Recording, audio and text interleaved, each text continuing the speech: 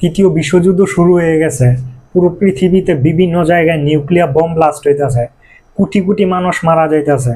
বাংলাদেশ এবং ইন্ডিয়ার প্রত্যেক 100 জনের মধ্যে 70 জন মানুষ মারা যাইতেছে। পৃথিবীতে তৃতীয় বিশ্বযুদ্ধের এরকম টাইমেও একটি দেশ আছে, যে দেশে প্রত্যেকটি নাগরিক সুরক্ষিত, প্রত্যেকটি নাগরিক সেফটি জোনের মধ্যে আছে। সেই দেশটি কি? সেটি নাম হলো সুইজারল্যান্ড। সুইজারল্যান্ডের নাগরিক কিভাবে এত সুরক্ষিত, আজকের এই ভিডিওতে জানতে পারবেন। এই যে সুইজারল্যান্ড এত সেফ জোনের মধ্যে আছে, এত সুরক্ষিত একটি দেশ, তার পিছনে 3টি কারণ আছে। যে 3টি কারণে সুইজারল্যান্ড এত সুরক্ষিত একটি দেশ, ওই 3টি কারণ আপনাদেরকে আমি স্টেপ বাই স্টেপ বোঝানোর চেষ্টা করবো, আপনারা যাতে বুঝতে পারেন। এই কারণে ভিডিওটিকে 3 স্টেপে ভাগ করব।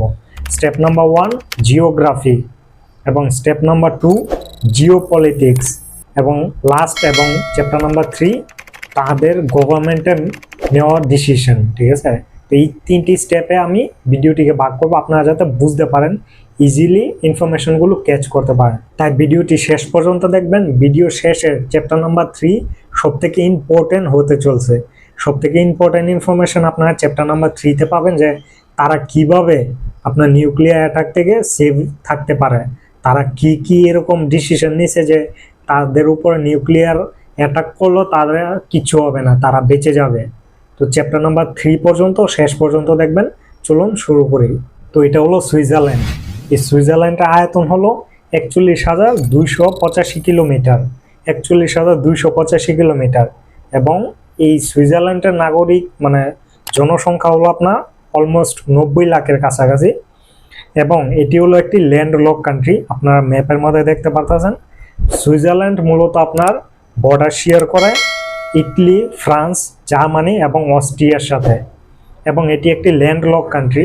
এবং জিওগ্রাফি কিভাবে তাদেরকে সুরক্ষিত করে, তাদেরকে সেফটি প্রোভাইড করে, সেটা আপনাদেরকে দেখায়। এই যে আপনার সুইজারল্যান্ডের এই পাশে যদি আপনারা দেখেন, এটি হলো পুরোটি সুইস এপস মাউন্টেন রেঞ্জ, ঠিক আছে। আর এই পাশে হলো জুরা মাউন্টেন রেঞ্জ। এই যে দুই পাশে হলো আপনার তাদের মাউন্টেন দিয়ে ঘিরা, ঠিক আছে। এই যে আপনার এই যে সুইস এপস মাউন্টেনগুলো, তার ভিতরে 8,000 নিউক্লিয়ার বাংকার আছে, যেগুলো তাদেরকে নিউক্লিয়ার ওয়ার থেকে আপনার সুরক্ষিত করবে। সেটা আমি আপনার স্টেপ 3 মধ্যে পুরো ডিটেলস দেব। তো এই যে দুই পাশ থেকে হলো মূলত আপনার তাদের পাহাড় থেকে সেফটি পায়। আর এই যে মাঝখানের যে জায়গাটা, এটার ভিতরে হলো আপনার তাদের ফুল যে পপুলেশন, তারা বসবাস করে। আপনার 90 লাখ পিপল এই যে মাঝখানের এই অংশটার মধ্যে বসবাস করে। তো জিওগ্রাফি থেকে তারা এইভাবে সেফটি পেয়ে থাকে, ঠিক আছে।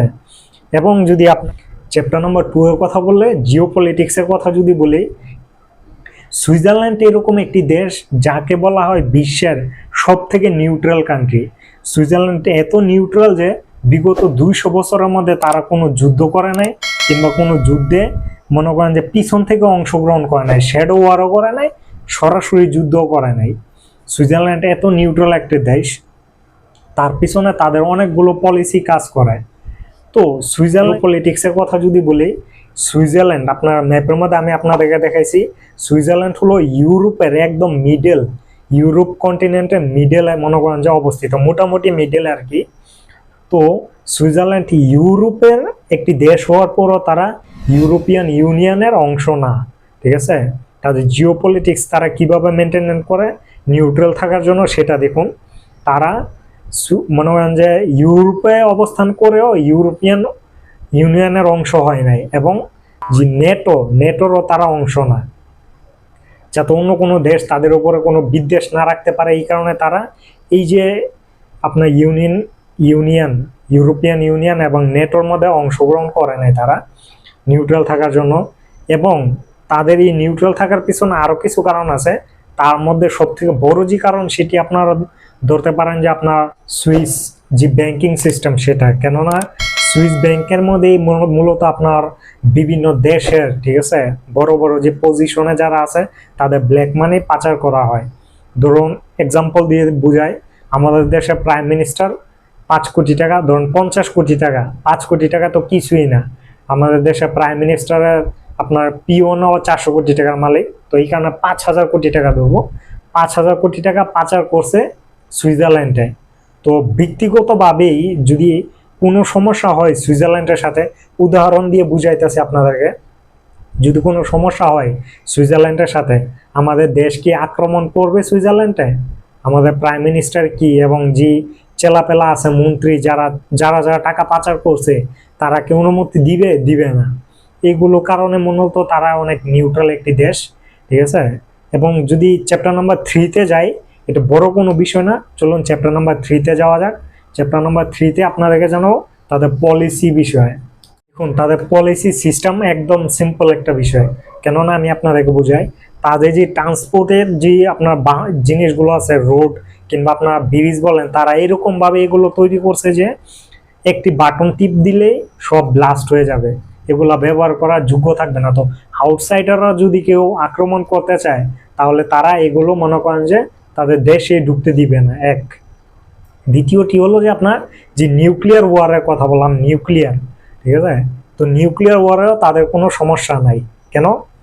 তারা এখন ইন্ডিভিজুয়াল 2024 সালে ইন্ডিভিজুয়াল 8,000 নিউক্লিয়ার বাংকার আছে, এবং তাদের তাদের গভর্নমেন্টের আদেশ অনুযায়ী নতুন কোনো বিল্ডিং তৈরি করলে তার নিচে একটি বাংকার তৈরি করতে হবে, যে বাংকারটি 12 মেগাটন নিউক্লিয়ার বম মনে হয় যে সার্ভাইভ করতে পারবে, ঠিক আছে। নিউক্লিয়ার ব্লাস্ট সার্ভাইভ করতে পারবে 12 টনের। এটি হলো তাদের গভর্নমেন্টের যে আদেশ, ঠিক আছে, এটা থাকতেই হবে। আর তাদের যে ইন্ডিভিজুয়াল 8,000 নিউক্লিয়ার বাংকার আছে, এই যে সুইস এপস যে আপনার মাউন্টেনগুলো, এগুলোর ভিতরে, ঠিক আছে, এই 8,000 বাংকার তৈরি করে রাখছে। এগুলো স্যাটেলাইট থেকেও দেখা সম্ভব না, এবং গ্রাউন্ড থেকে, মাটি থেকেও আক্রমণ করে ওগুলো ধ্বংস করা সম্ভব না। এই কারণে মূলত ইউরোপিয়ানরা একটা কথা বলে যে নিউক্লিয়ার অ্যাটাক হলে বা নিউক্লিয়ার ওয়ার হলে সুইজারল্যান্ডের সব নাগরিক সুরক্ষিত থাকবে। শুধু তাদের নাগরিকই সুরক্ষিত থাকবে না, সেফ জোনে থাকবে না, তাদের যে বাংকারের ক্যাপাবিলিটি আছে, তাদের 90 লাখ নাগরিকদেরকে সেফটি দেওয়ার পরও তাদের 14%, 90 লাখের 14% আরও আউটসাইডারদেরকে তারা সেফটি দিতে পারবে। তাদের ক্যাপাবিলিটি এতটুকু আছে।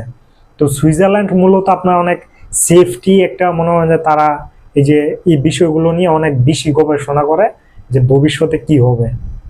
এই কারণে তারা এখন এত একটি সেফ জোনে আছে।